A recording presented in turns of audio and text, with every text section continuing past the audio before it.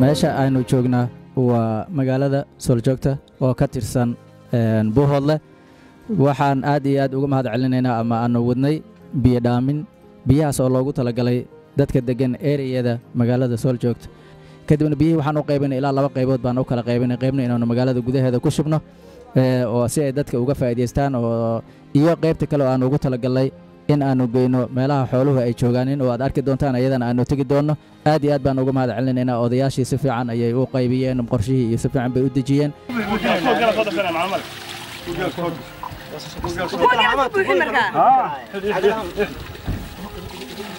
deeqda biyuhu waana soo gaadhay anagoo reer Sooljoogta waxaan u mahadnaqaynaa ilaahay baa loo mahad ilaahay baa iskale waxaan u mahadnaqaynaa dhalinyaradii na soo gaarsiisay iyo hay'adii soo bixisay baan u mahadnaqayn aad iyo aad baan ugu mahadnaqayn